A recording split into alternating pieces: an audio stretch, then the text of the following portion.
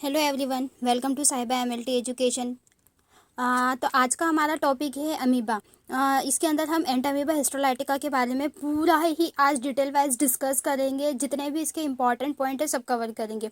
ये most important topic है हमारे जितने भी कॉम्पिटिटिव एग्ज़ाम हैं जो कि आने वाली है, जैसे एमपी ग्रुप 5 है, केजीएमयू है, आरआरबी है, बीएसएफ है, और उसके बाद हमारी एम्स बहुत इम्पॉर्टेंट टॉपिक है। तो आज की वीडियो में आज एंट अमीबा हिस्टोलाइटिका हम कवर करने वाले हैं। तो प्लीज़ वीडियो को अंत तक देखिएगा, और आप हमारे यूट्यूब चैनल पर हैं तो चैनल को ज़रूर सब्सक्राइब कर लेना, ताकि जब भी नोटिफिकेशन आए, जब भी हम कोई नई वीडियो अपलोड करें तो आपको तुरंत नोटिफिकेशन आ जाए। जब तक अब हमारी एग्ज़ाम कंप्लीट नहीं हो जाती, हम डेली एक वीडियो डेली अपलोड करेंगे, जो भी हमारे इम्पॉर्टेंट टॉपिक है रिगार्डिंग टू कॉम्पिटिटिव एग्ज़ाम। चलिए शुरू करते हैं, बातें बहुत हो गई।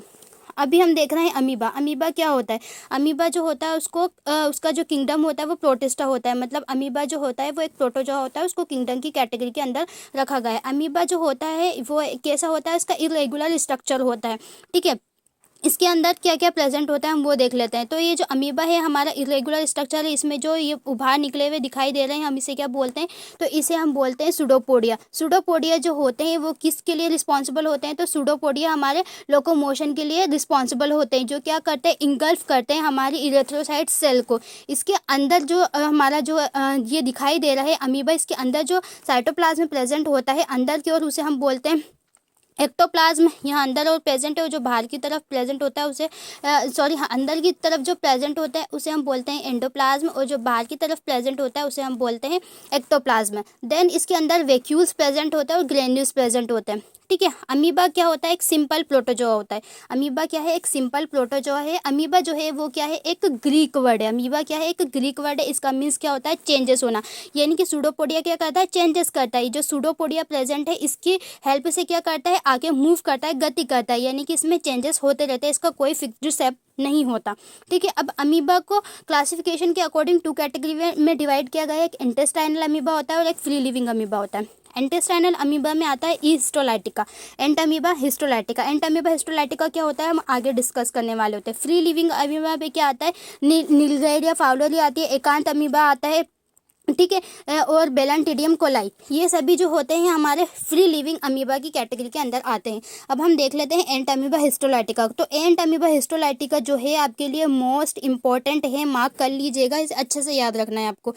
ठीक है, एंट अमीबा हिस्टोलाइटिका। एंट अमीबा हिस्टोलाइटिका, एंट से हमने समझ लिया एंटेस्टाइन। अमीबा का मतलब होता है चेंजेस इन शेप। ठीक है, अमीबा क्या करता है?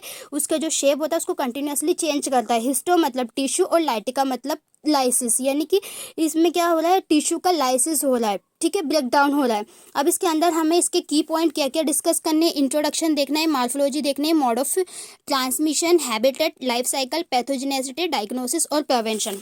ठीक है, तो अभी सबसे पहले हम एंट अमीबा हिस्टोलाइटिका क्या देख रहे हैं। तो हम एंट अमीबा हिस्टोलाइटिका का हमें एक सेकेंड रुकिए। ठीक है, बस ये है हमारा एंट अमीबा हिस्टोलाइटिका। एंट अमीबा हिस्टोलाइटिका में हम इसका इंट्रोडक्शन देखें तो इसका टॉक्सोनोमिकल क्लासिफिकेशन डिस्कस कर लेते हैं। आपको याद रखना है जो एंट अमीबा हिस्टोलाइटिका होता है उसका किंगडम क्या होता है। तो एंट अमीबा हिस्टोलाइटिका का किंगडम जो होता है प्रोटोजोआ होता है। जितनी भी इंपॉर्टेंट चीज़ें हैं वो मैंने हाईलाइट करी है। जितनी भी इंपॉर्टेंट चीज़ें जो हाईलाइट की गई हैं उन्हें आपको अच्छे से याद रखना है, अपनी नोट्स में नोट डाउन कर लीजिएगा। ठीक है, फाइलम क्या होता है? सार्कोमेस्टिगोफोरा इसका फाइलम होता है। सब फाइलम इसका सार्कोडीनिया होता है। क्लास इसकी राइजोपोडा होती है। ऑर्डर इसका होता है अमीबिडिया। ठीक है, फैमिली इसकी आती है एंटमीबिया। ठीक है, और जीनस होता है एंटमीबा, और स्पीसीज होती है इसकी हिस्टोलाइटिका। ठीक है, तो आपको क्या क्या चीज़ें याद रखनी है इसमें? एक तो स्पीसीज याद रखनी है, जीनस याद रखना है, फैमिली याद रखनी है, फाइलम और किंगडम आपको याद रखना है कि ये किस किंगडम से बिलोंग करता है। कौन? आपका हिस्टोलाइटिका। अब हम इसकी हिस्ट्री देख लेते हैं कि एंट अमीबा हिस्टोलाइटिका को सबसे पहले किसने डिस्कवर किया था। तो 1875 में लॉस साइंटिस्ट थे, ठीक है, उन्होंने इसको डिस्कवर किया था। कहाँ डिस्कवर किया था? रशिया के एक पेशेंट में। ठीक है, जो भी इंपॉर्टेंट पॉइंट है वो मैंने हिंदी में भी लिख दिए हैं। ठीक है, ताकि आपको अच्छे से समझ में आ जाए। उसके बाद इसकी डिसीज़ क्या क्वेस करता है एंट अमीबा हिस्टोलाइटिका। तो एंट अमीबा हिस्टोलाइटिका से होने वाली जो डिसीज़ होती है वो होती है हमारी एंट अमीबियासिस। ठीक है, और ये जो एंट अमीबा हिस्टोलाइटिका होता है वो हमारे लार्ज इंटेस्टाइन में रहता है। अब हम इसका हैबिटेट देख लेते हैं, कहाँ रहता है ये। म्यूकोसा एंड सब mucosa layer of intestine in human. जो ह्यूमन होता है, ह्यूमन बींग्स होते हैं, उनकी इंटेस्टाइन की म्यूकोसा और सब म्यूकोसा लेयर के अंदर हमें क्या देखने को मिलता है, ई हिस्टोलाइटिका देखने को मिलता है। जो ई हिस्टोलाइटिका होता है, हमारा एंट अमीबा हिस्टोलाइटिका होता है, उसके 3 मार्फोलॉजिकल फॉर्म होती है। वो 3 मार्फोलॉजिकल फॉर्म कौन कौन सी होती है हम देख लेते हैं। ठीक है, एंट अमीबा हिस्टोलाइटिका जो होता है उसको जनरली 3 कैटेगरी में डिवाइड किया गया है। किसके अकॉर्डिंग? According to classification. ठीक है, तो क्लासिफिकेशन के अकॉर्डिंग एंट अमीबा हिस्टोलाइटिका को 3 कैटेगरी में डिवाइड करा गया है। फर्स्ट होती है हमारी ट्रोफोजोइट, सेकेंड होती है प्लीसिस्ट और थर्ड होती है हमारी सिस्ट। ट्रोफोजोइट देख लेते हैं। ट्रोफोजोइट क्या होता है? ट्रोफोजोइट लार्ज साइज का होता है। ये देखिए इसका डायग्राम बना हुआ है। जो ट्रोफोजोइट है ये क्या होता है? लार्ज साइज का होता है। शायद आपको समझ में ना आ रहा हो तो एक सेकेंड मैं आपको अच्छे से दिखा देती हूँ।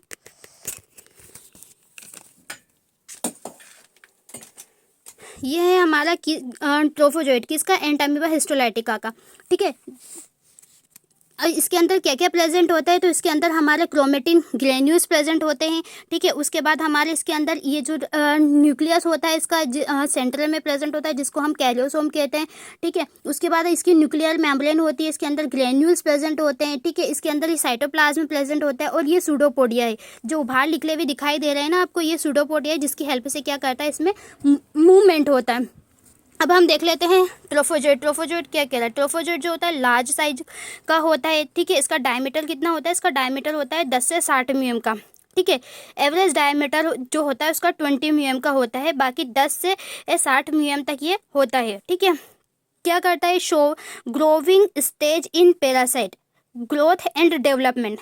ये क्या होती है? ट्रोफोजोइट जो होती है वो पैरासाइट की ग्रोविंग स्टेज होती है, जहाँ पर इसका ग्रोथ होता है और डेवलपमेंट होता है। किस स्टेज में? ट्रोफोजोइट स्टेज में एंट अमीबा हिस्टोलाइटिका का क्या होता है? डेवलपमेंट होता है और उसकी ग्रोथ होती है।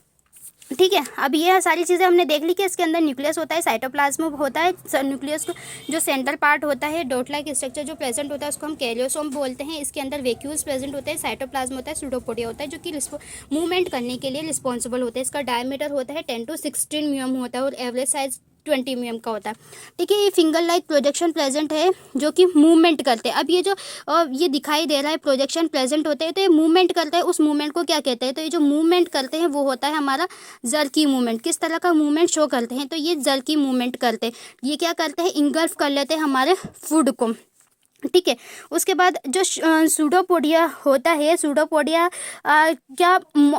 इसकी जो मोटिलिटी होती है वो लो टेम्परेचर पर काम नहीं करती, ना ग्रोथ होती है और ना ही इसका डेवलपमेंट होता है। ठीक है, इसका जो डायमीटर होता है, मतलब इसको हम ग्रोथ कराएंगे तो इसका जो टेम्परेचर होता है वो क्या करता है? 37 डिग्री सी पर ही क्या कर सकता है? सर्वाइव कर सकता है। ठीक है, एवरी 8 घंटे के अंदर ये क्या करता है? बाइनरी फिजन करता है और 37 डिग्री सी पर हम इसे 5 मिनट तक सर्वाइव करा सकते हैं। ठीक है ना। अब हम इसका न्यूक्लियस के बारे में देख लेते हैं। ये इसका न्यूक्लियस है। ठीक है, न्यूक्लियस के अंदर ग्रेन्यूल्स प्रेजेंट होते हैं। ये आपका कैरियोसोम दिखाई दे रहा है। ठीक है, dot like central dot like structure होता है या न्यूक्लियस होता है, उसको हम कैरियोसोम कहते हैं। देन इसके अंदर न्यूक्लियर मेम्ब्रेन प्रेजेंट होती है। जो न्यूक्लियस होता है इसका डायमीटर कितना होता है? तो इसका डायमीटर होता है 4 to 6 mm। ये राउंड होता है और ओवल शेप्ड का होता है। लाइव ट्रोफोजोइट में न्यूक्लियस नॉट क्लियर विजिबल। जितने भी लाइव पैरासाइट होते हैं उसके अंदर क्या नहीं दिखाई देगा? तो उसके अंदर आपको जो न्यूक्लियस होता है वो क्लियर विजिबल नहीं होता है, ये आपको याद रखना है। अब जो एंट अमीबा हिस्टोलाइटिका होता है उसके न्यूक्लियस को अगर आपको स्टेन करके देखना है तो किससे स्टेन करेंगे? तो उसको स्टेन करने के लिए जो स्टेन होती है वो होती है हमारी आयरन हेमेटोजाइलिन। आयरन हेमेटोजाइलिन की हेल्प से क्या करेंगे हम? एंट अमीबा हिस्टोलाइटिका को स्टेन करके देखेंगे। मोस्ट इंपॉर्टेंट पॉइंट है, याद रखिएगा। ठीक है, उसके बाद आती है हमारी प्रीसिस्ट। ये है हमारी प्रीसिस्ट। प्रीसिस्ट में क्या प्रेजेंट होता है? इसके अंदर भी सूडोपोडिया प्रेजेंट है। इसके अंदर ग्लाइकोजन मास प्रेजेंट होता है, क्रोमेटेड बार बॉडीज होती है। ये न्यूक्लियस है, सेंट्रल डॉट जो होता है उसको कैरोसोम कहते हैं। ये हमारे उसका किसका स्ट्रक्चर है? हमारे प्रीसिस्ट का। प्रीसिस्ट जो होता है, प्रीसिस्ट में जो प्रीसिस्ट होता है ट्रोफोजोइट का एंसिसमेंट होता है कहाँ पर? ल्यूमेन में, यानी कि जो हमारे ई हिस्टोलाइटिका है वो हमारे इंटेस्टाइन में जाकर इंटेस्टाइन की ल्यूमेन होता है, वहाँ पर क्या होता है? इसका एंसिस्टेशन होता है। ये क्या करेंगे?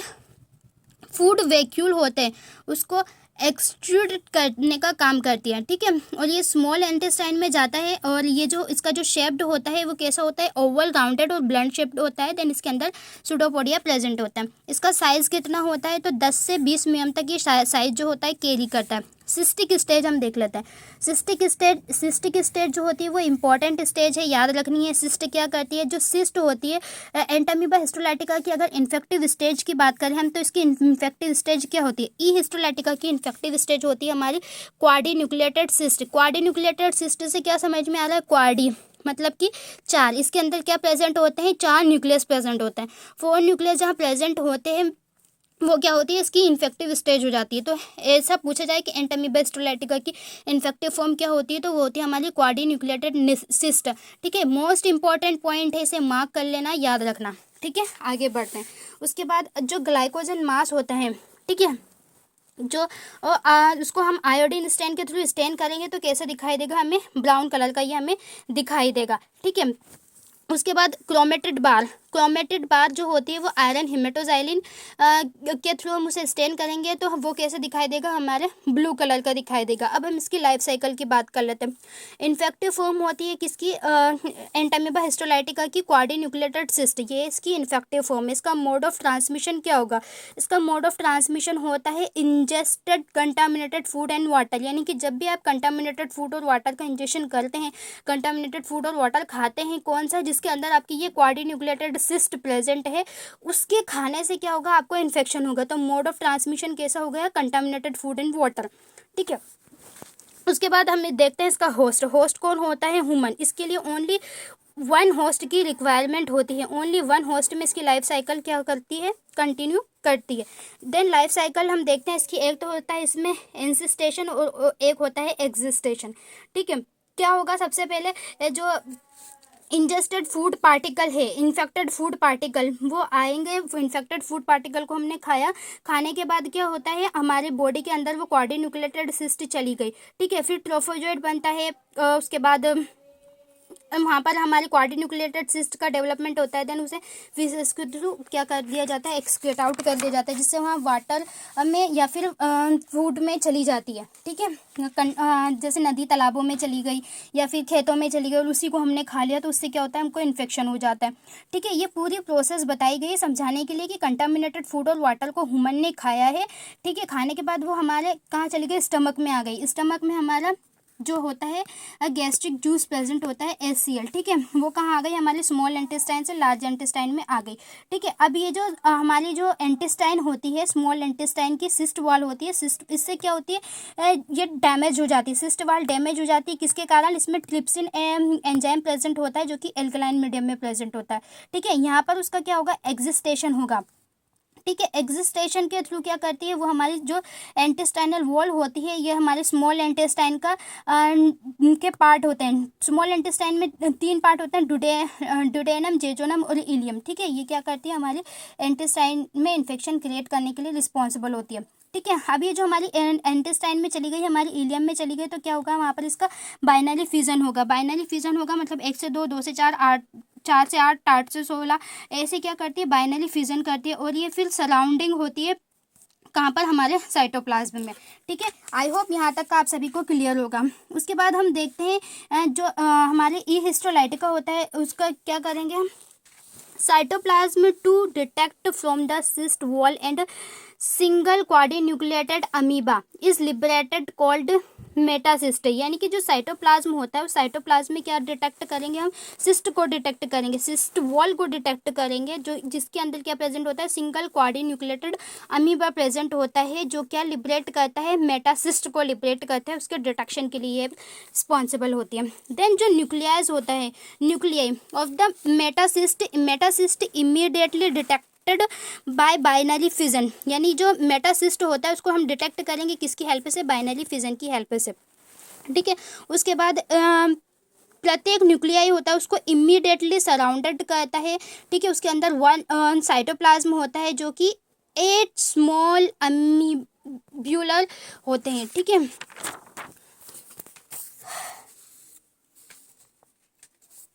ये क्या हो रहा है, हम इस लाइफ साइकिल से समझ लेते हैं क्या हो गया है। सबसे पहले कंटामिनेटेड फूड और वाटर का टल के थ्रू क्या करा हमने, कुछ जो क्वाड्रीन्यूक्लिएटेड सिस्ट है उसको खा लिया। खाने के बाद वो क्वाड्रीन्यूक्लिएटेड सिस्ट जो होता है वहाँ पर उसका क्या होता है, एग्जिस्टेशन होता है। एग्जिस्टेशन होता है मतलब बाइनरी फिजन के थ्रू वो चली जाती है हमारे मतलब उसका डिवाइडेशन होता है, वो लिबरेट हो जाती है ना, उसका बाइनरी फिजन के थ्रू डिवाइड करती है वो, है ना। उसके बाद क्या होता है, ये लिबरेट करती है। जैसे न्यूक्लियस जो होते हैं वो सेपरेट हो जाते हैं। सेपरेट होने के बाद जो हमारा ट्रोफोजोइट अवस्था बनती है, ट्रोफोजोइट से हमारी प्लीसिस्ट सिस्ट स्टेज बनती है, सिस्ट स्टेज से यूनिन्यूक्लिएटेड सिस्ट हमारी स्टेज बनती है, फिर बाइन्यूक्लिएटेड होता है। बाइन्यूक्लिएटेड के बाद हमारी क्वाड्रीन्यूक्लिएटेड अवस्था आती है, जो कि क्या करती है, फीसेस के थ्रू रिलीज होती है और यही इन्फेक्शन कॉज करने के लिए रिस्पॉन्सिबल होती है। ठीक है, तो ये जो इंसिस्टेशन से हमारे ट्रोफोजोइट बनने की जो स्टेज होती है वो हमारी एग्जिस्टेशन हो जाती है। ट्रोफोजोइट से हमारी क्वाड्रीन्यूक्लिएटेड सिस्ट के बनने की जो अवस्था होती है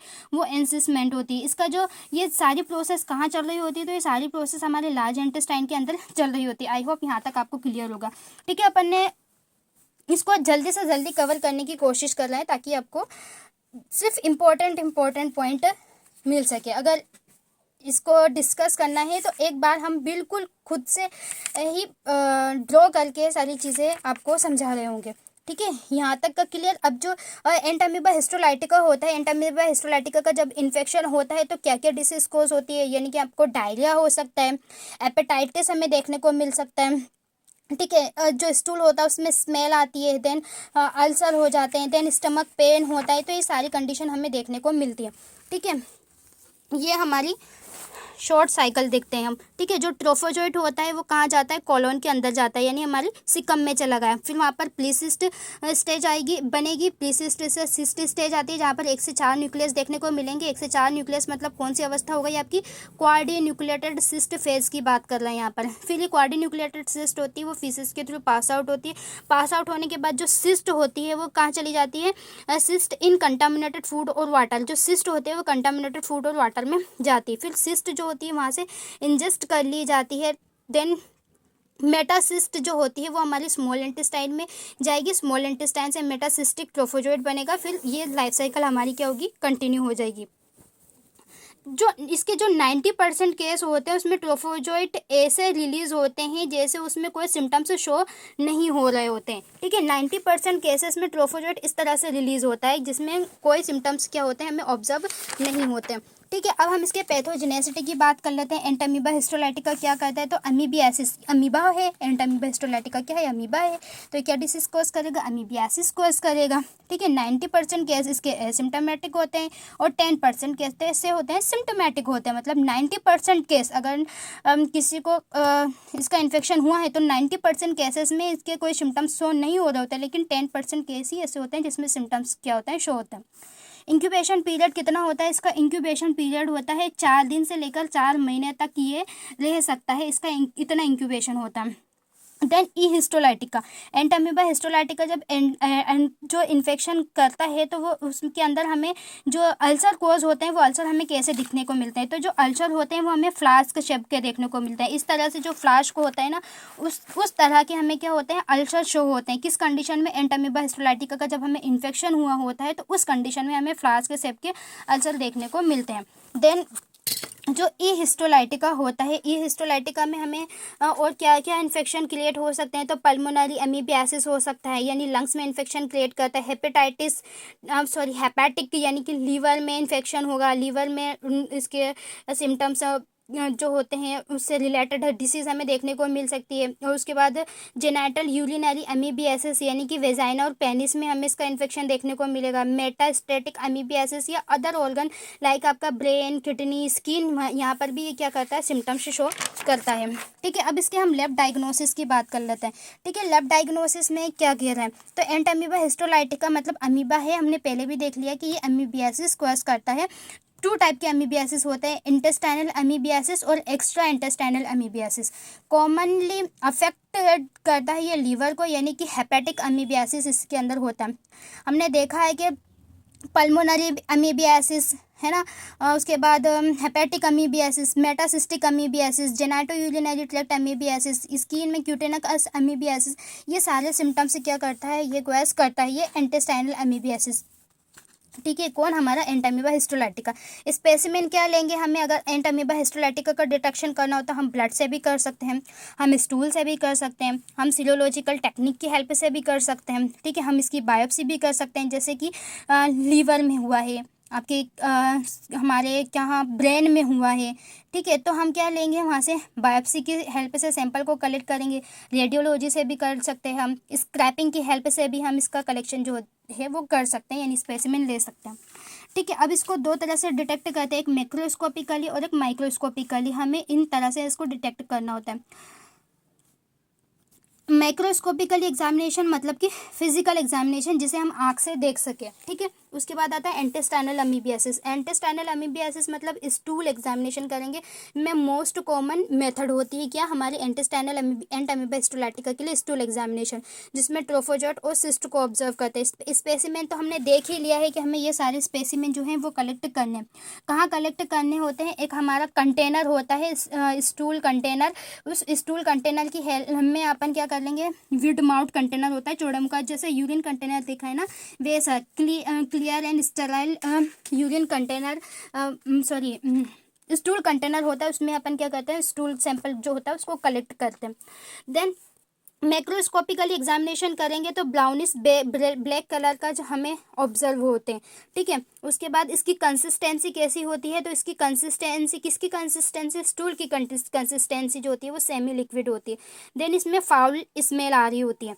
ठीक है, जिसके अंदर ब्लड भी प्रेजेंट होता है, म्यूकस भी प्रेजेंट होता है, किसमें प्रेजेंट होता है, आपके स्टूल के अंदर। ठीक है, उसके बाद माइक्रोस्कोपिकली एग्जामिनेशन करेंगे तो मतलब माइक्रोस्कोप की हेल्प से। इसमें हम दो मेथड यूज़ करते हैं, सलाउन वेट माउंट और आयोडीन वेट माउंट। इन दोनों मेथड की हेल्प से क्या करते हैं, हम हमारे स्टूल के अंदर जो पैरासाइट प्रेजेंट है ई हिस्टोलाइटिका उसको डिटेक्ट करते हैं। सलाइन वेट माउंट जो मेथड होती है, सलाइन वेट माउंट मेथड में हम एक्टिव जो हमारे ट्रोफोजोट होते हैं, एक्टिव ट्रोफोजोट को डिटेक्ट करते हैं। मतलब जो सूडोपोडिया होता है वो फ्रेशली पास स्टूल में एक्टिव है या नहीं, उसको डिटेक्ट करने के लिए स्लाइड वेट माउंट मेथड हमें करनी होती है। ठीक है, इंपॉर्टेंट पॉइंट है, याद रख लेना। उसके बाद हम क्या करेंगे, जो आरबीसीज होती है, ठीक है, मतलब आरबीसी को इंजेस्टेड किया है या नहीं किया हमारा ट्रोफोजोट ने, उसको देखना है। अगर उसके अंदर आरबीसी इंजेस्टेड की गई है तो उसका कलर जो होता है वो रेड ब्राउन कलर का दिखाई देता है।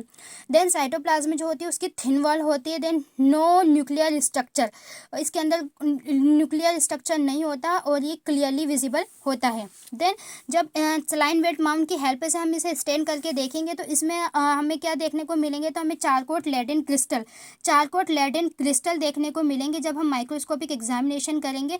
इंपॉर्टेंट पॉइंट है, मार्क कर लेना। ठीक है, जो कि चारकोट लेडिन क्रिस्टल किस तरह से दिखाई देते हैं, हमें डायमंड शेप्ड के दिखाई देते हैं। कौन, चारकोट लेडिन क्रिस्टल हमें डायमंड शेप्ड के दिखाई देते हैं। कहाँ पर, जब हम माइक्रोस्कोपिक एग्जामिनेशन करते हैं, सलाइन वेट माउंट टेक्निक, इसमें हम एक्टिव ट्रोफोजोट होते हैं उसको डिटेक्ट करते हैं, वहाँ पर हमें चारकोट लेडिन क्रिस्टल दिखाई देते हैं जो डायमंड शेप्ड के होते हैं। ठीक है, उसके बाद हम करें सलाइन माउंट।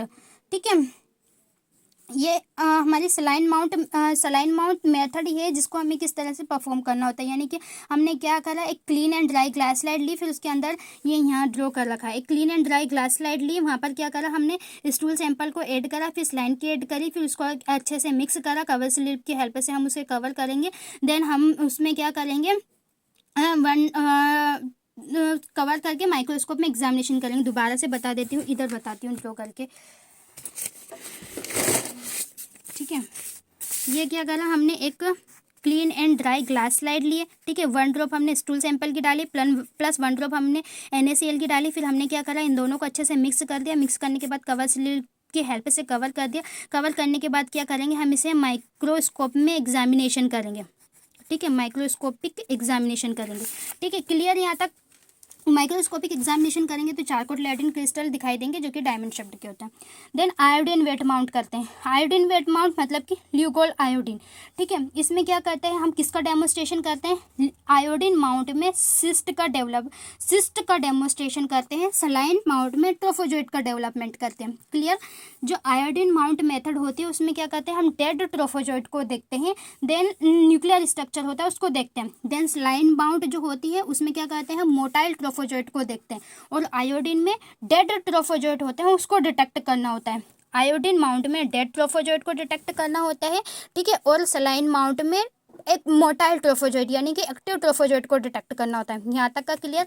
अब हम आगे देखते हैं आयोडीन वेट माउंट टेक्निक में जब माइक्रोस्कोपिक एग्जामिनेशन क्या करेंगे तो क्या दिखाई देगा, सिस्ट दिखाई देती है, ठीक है, जो यूनिन्यूक्लिएटेड हो सकती है, बायन्यूक्लिएटेड हो सकती है और मल्टी न्यूक्लिएटेड हो सकती है, ठीक है। ये सारे सिस्ट की अवस्था पढ़ ली थी कि इसमें न्यूक्लियस होता है, ग्लाइकोजन मास होते हैं, क्रोमेटिड प्रोटीज होती है, कैरियोसोम प्रेजेंट होता है। तो ये सभी माइक्रोस्कोप में एग्जामिनेशन करेंगे तब हमें ऑब्जर्व होगा। देन ट्रोफोजोइट होते हैं, वो कैसे दिखाई देते हैं, ट्रोफोजोइट येलो कलर के होते हैं, न्यूक्लियस जो होता है वो क्लियर होता है और सेंट्रल जो होता है वो कैरोसोम होता है। सिस्ट जो होती है वो कैसे दिखाई देती है, तो ब्राइट येलो कलर की ऑब्जर्व होती है हमें। ग्लाइकोजन मास जो होते हैं वो किस तरह के दिखाई देते हैं, तो वो गोल्डन ब्राउन कलर के दिखाई देते हैं, ठीक है ना।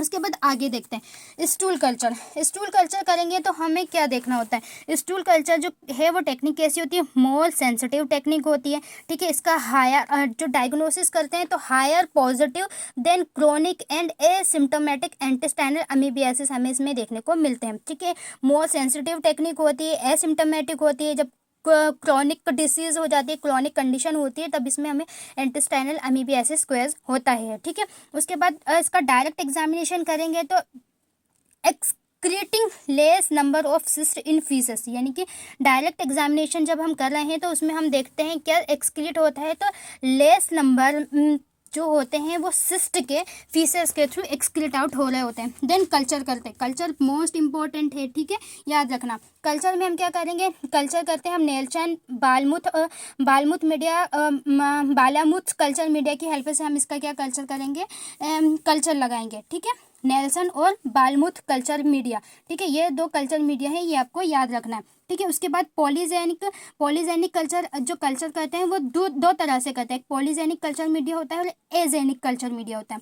पॉलीजेनिक कल्चर कैसे करेंगे, इसमें एनरिच मीडिया होता है जो कंटेन करता है किसको, bacteria, protozoa, serum, nourishment for amoeba. मतलब पॉलीजेनिक कल्चर मीडिया जो होता है वो एक एनरिच मीडिया होता है जो कंटेन करता है जिसके अंदर नरिशमेंट प्रेजेंट होते हैं, मतलब जो बैक्टीरिया, वायरस, प्रोटोजोआ होते हैं उसके लिए ये नरिशमेंट का काम करता है, कौन, पॉलीजेनिक मीडिया।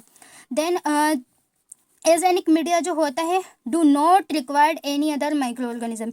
एग्जेनिक मीडिया के लिए अदर जो माइक्रो ऑर्गेनिज्म होती है उसकी रिक्वायरमेंट नहीं होती।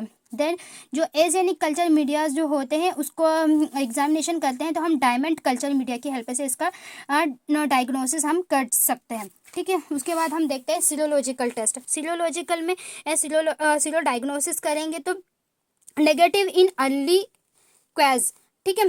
तो जो हमारे अर्ली केसेस होते हैं उसके अंदर जो सीरोलॉजिकल डायग्नोसिस करेंगे हम तो वो नेगेटिव आता है। देन डिटेक्शन करेंगे हम किसका, एंटीजन और एंटीबॉडी का डिटेक्शन करेंगे। इसके अंदर हम टेस्ट लगाते हैं IHA, IFA, ELISA, CIEP counter current immuno electrophoresis, ठीक है। इसके अंदर एंटीजन का डिटेक्शन करेंगे तो किसकी हेल्प से, इसमें सीरम लेते हैं जिसमें हमें जो एक्टिव इन्फेक्शन होता है उसको हमें डिटेक्ट करना होता है, ठीक है। उसके बाद एंटीजन का डिटेक्शन करेंगे तो एंटीजन लाइक लाइपोफॉस्फोग्लाइकेन, अमीबिक लेक्टिन और क्या करते हैं मोनोक्लोनल एंटीबॉडीज़ जो होती है एलाइजा की उसको हमें डिटेक्ट करना होता है। देन स्टूल में एंटीजन का डिटेक्शन करेंगे तो उसके अंदर क्या करेंगे हम, कोपरा एंटीजन, क्या करेंगे, कोर्प्रो एंटीजन जो होता है उसका यूज़ करेंगे किसके लिए, एंटामीबा हिस्टोलाइटिका के लिए। स्टूल एग्जामिनेशन के लिए हम कोपरा एंटीजन का यूज़ करेंगे एंटामीबा हिस्टोलाइटिका के लिए। इसमें हम जो टेस्ट होता है हम इस एलाइजा भी लगा सकते हैं, मतलब एलाइजा की हेल्प से भी हम इसे एंटामीबा हिस्टोलाइटिका को डिटेक्ट कर सकते हैं with the help of coproantigen, ठीक है। उसके बाद म्यूकोजल स्क्रैपिंग, मतलब स्क्रैपिंग करना है, उसके अंदर क्या करेंगे हम, वेट माउंट टेक्निक करेंगे। इसमें आयरन हेमेटोजाइलिन कर सकते हैं, इम्यूनोफ्लोरोसेंस की हेल्प से भी हम ई हिस्टोलाइटिका को डिटेक्ट कर सकते हैं। मॉलिकुलर डायग्नोसिस के अंदर क्या आता है, DNA प्रोब, रेडियो इम्यूनो एसे, ठीक है, इसकी हेल्प से भी हम डिटेक्ट कर सकते हैं किसको, ई हिस्टोलाइटिका को। देन PCR कर सकते हैं, पॉलीमरेज चेन रिएक्शन, जो कि सेंसिटिव टेस्ट होता है। देन ई हिस्टोलाइटिका जो होता है उसको पस ऑफ लीवर एब्सेस के थ्रू भी इसे डिटेक्ट किया जा सकता है। फिर एक्स्ट्रा इंटेस्टाइनल अमीबियासिस हम देखते हैं, हेपेटिक अमीबियासिस मतलब लीवर एब्सेसिस, ठीक है।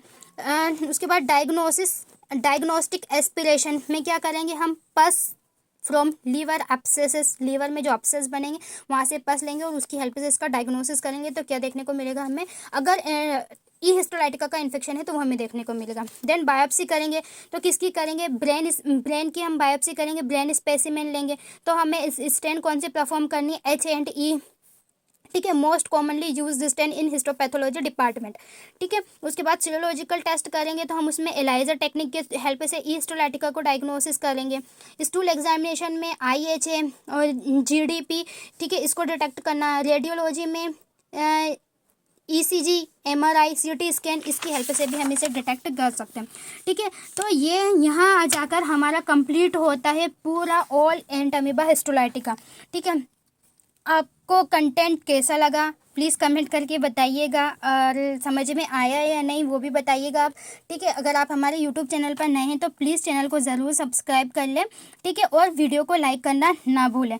थैंक्स फॉर वॉचिंग, आप हमारे साथ इतनी देर तक बने रहें इसके लिए आपका बहुत बहुत धन्यवाद। ठीक है, अब नेक्स्ट जो भी टॉपिक रहेगा, जो भी इम्पोर्टेंट टॉपिक है रिगार्डिंग टू कॉम्पिटिटिव एग्ज़ाम, हम उसकी वीडियो लेकर आएंगे नेक्स्ट लेक्चर में, यानी कि कल अपलोड की जाएगी। ठीक है, अगर आप चाहते हैं कि हम उस टॉपिक पे वीडियो बनाएं तो आप हमें टॉपिक भी सजेस्ट कर सकते हैं। ठीक है, चलिए फिर मिलते हैं एक नए टॉपिक के साथ, तब तक के लिए tata bye bye, thank you all of you.